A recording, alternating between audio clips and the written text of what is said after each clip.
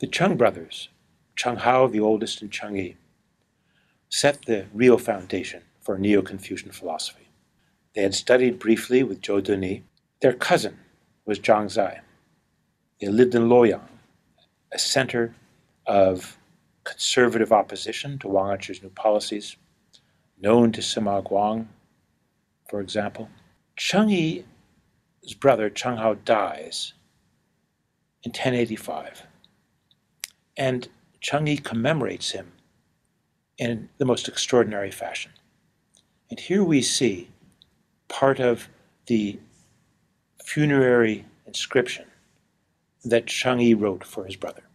And he makes the following claim, that after the Duke of Zhou died, remember that would be early in the beginning of the Zhou dynasty, the way of the sages was no longer practiced.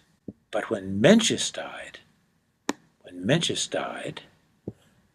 the learning of the sages was no longer transmitted.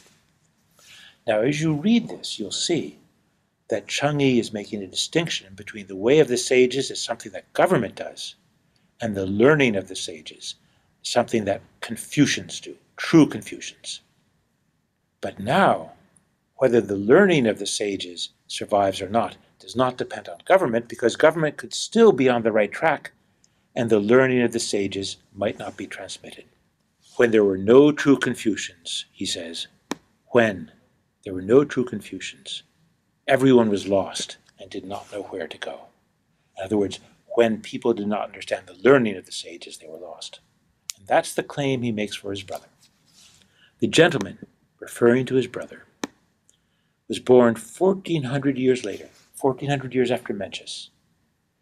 And yet he apprehended that learning that had not been transmitted through history in the classics. He discovered, rediscovered, if you will, the way of learning. That claim, that they are the first in history since Mencius to understand the right way of learning, is the revolutionary claim they make. For it expunges from history, it rejects and negates the previous 1,400 years of thought.